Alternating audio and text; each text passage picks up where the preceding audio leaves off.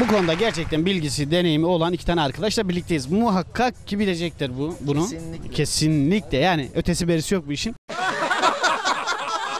Öncelikle bir tanıyalım onları. Veysel. Yasin. Yasin ve Veysel. Yakında Hamlet İstanbul Büyükşehir Belediye Başkanlığı'na adaylığını koyacakmış. Ne söyleyeceksin? Abi bu konuda bir bilgim yok. Yani o konularda fazla bilgim yok. Anladın? İnşallah başarabilir. Yani isim olarak duydum onu, iyi insan falan söylediler. İnşallah başarır. Ama bir yabancı olması. Bence artı. Yani bizim için artı. Bence değil yani yabancı olması. Neden değil? Abi ülkemizde yabancı bir insan olması bence iyi değil yani ya. İstanbul'u tanımıyor mudur? İstanbul'u? İstanbul'u tanımıyor mudur o? Ya bilmiyorum da bence değil yani. O konulara fazla girmiyorum. Ama şu adamın bir özelliği varmış. Belinde kılıcı. Tamam mı? Yani çalışanlara, personele kızdığında var ya hey diye çekiyormuş böyle. Allah Allah. Çok mu Cüneyt Arkın izlemiş o ya? Cidden böyle bir özelliği var. Harika. Harika. Sahip çıkıyor işte vatandaşlarına. En güzeli. En güzeli bence. Yani bir tiki varmış, oymuş, taşıyormuş üzerinde. Öyle bir şey mantıksız ya. Nasıl yani? Sinirlenen zaman kılıç çekiyormuş öyle mi? Ama zarar vermiyor yani. Ya insanın Her insanın bir eksiği vardır ya, bir tiki vardır ya. öyle bir eksikliği yok yani ya. Kılıç çekilir mi? Şöyle bir şey yok yani. İnsanın ağzı vardır konuşur yani. Kılıç ne? Adam da tik. Ya kılıcını yanından ayırmayan bir adam. Sorun değil. Tikini değiştiririz abi. Öyle olur. Başka bir şey olmaz ya. Bir tedavi ya da terapi uygulanırsa. Yani o bize gönder onu biz onu tedavi yaparız.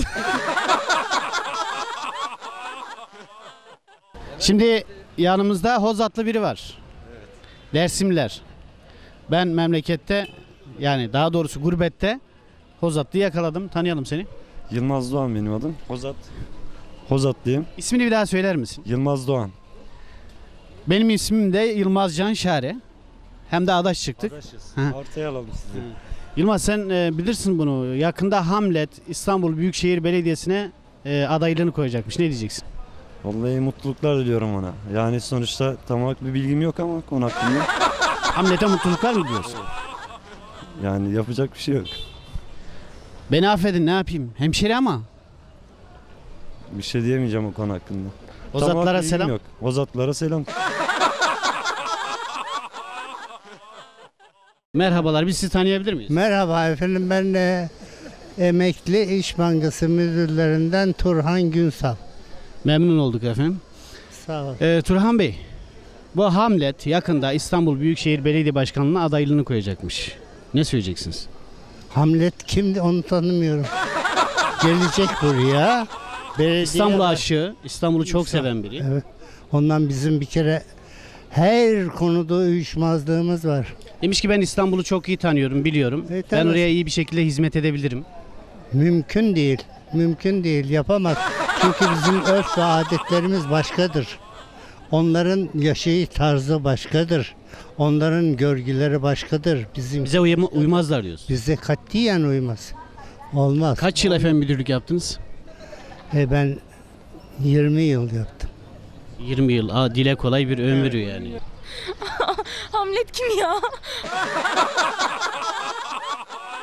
Şimdi bir ressamın kızının yanındayız. Kesinlikle soracağımız şeyi bilecektir. Ben böyle tahmin ediyorum. Sizi tanıyabilir miyiz? Adım Seher. Seher Hanım, Hamlet yakında İstanbul Büyükşehir Belediye Başkanlığı'na adaylığını koyacakmış. Ne diyeceksiniz? Hamlet. Enteresan. Bir şey diyemeyeceğim, kendi düşüncesi. Ya bu iyi olur mu sizce? İyi olmaz. Neden? Yani İstanbul aşığı biri. sanmıyorum. İstanbul'u çok iyi tanıması gerekiyor değil mi? Evet. Olmaz diyorsunuz, kesinlikle İstanbul'a bir yararı dokunmaz onun. Bizi mutlaka. Dışında aldığı eğitimler, yani yurt dışındaki eğitim derecesi çocuklar yönünden çok fazla ve de Türkiye'de de böyle bir eğitim derecesi yok. Hatta mesela çoğunlukla kız çocukları okumama taraftarları çoğu aile. Ama yurt dışında böyle bir imkan yoktur. Yurt dışında yani okul ve de sanat üzerine belediye tüm yardımları, tüm destekleri verebilir. Sizin sanatla alakanız değil. Ben Uzak Doğu. Uzak mı duruyorsunuz? Ama kitap okuyorsunuz. Ha, Uzak Doğu mu? Öyle? Öyle mi? Evet. Aman, o zaman fazla sıkıştırmayalım, dayak yiyebiliriz her an. Ağır ağır çıkacaksın bu basamaklardan. Tam basamakların olduğu yerde duruyoruz. Ve gerçekten de soracağımız soruda bayağı engin bilgisi olan bir arkadaşla yan yanayız. Şimdi Hamlet İstanbul Büyükşehir Belediyesi'ne adaylığını koymayı düşünüyormuş. Ne diyeceksiniz? Hamlet. Koyabilir mi sence? Olmaz mı? Nasıl becerecek abi? Hamlet. Bilmiyorum, bir sormak lazım. Beceremez mi? Abi nasıl yapsın, manyak mısınız? Hamlet ya. Kahraman yani. Ne kahramanı bu? Roman kahramanı Hamlet olsun. Yani bu tiyatro falan nedir yani? Hadi ya. Shakespeare. Nasıl? Shakespeare'in kahramanı. Abi nasıl yapacaksınız ya Hamlet? Hele şükür bir bilen çıktı ya. Vallahi bir bilen çıktı yani. Hatırlıyorum. Bir dakika, şöyle bir şey vardı. Çok garip bir şey sormuştunuz böyle. Olmaması gereken bir şey. Millet de çok ciddi ve kendinden emin bir şekilde cevap veriyor değil mi? Diyor, evet ya şöyledir böyledir falan. Hamlet mi? Nasıl ya? Falan. Hiç kimse gelmedi mi daha? Vallahi ismini alabilir miyim? Duygu İristan. Şu anda okumadığımız için sadece MSN başında böyle chat yapmakla hayatımızı geçirdiğimiz için bu şekilde oluyor. İşte erkekler kız bulsun, kızlar erkek bulsun. Ama televizyon programlarında da böyle sadece uyuyalım, başka bir şey yapmıyor. Mesela dün akşam çok... Sen ne iş yapıyorsun? Ben gıda teknikeriyim, aynı zamanda bir firmada çalışıyorum diyelim. Büyük bir firmada, uluslararası bir firmada. Shakespeare'i beğeniyorsun değil mi? Abi Shakespeare şu şekilde, William Shakespeare yani dünya klasiklerinin arasına girmiştir. Ama tabii ki bunun yanı sıra sadece Shakespeare'le kalmaz dünya klasikleri. Çok daha ileride vardır. Tabii ki okuduk zamanında dünya klasiklerini daha ortaokuldayken işte annemiz babamız yani böyle yetiştirdi bizi. Ama şu andaki gençlik böyle değil. Yani 80 kuşağı falan biraz darbe almış bir kuşak. Normal 70'lerden sonra insanlar birçok hani şeyi yapamadı. Ne bileyim sinemaya bile mesela dün akşam öyle bir konusu olan bir program izlemiştim.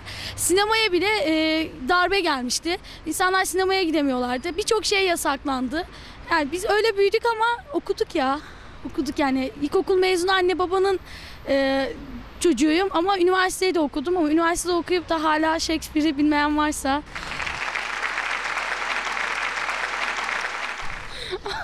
Hamlet kim ya? Hamlet kim dedi? Hamlet kim oluyor ki ya?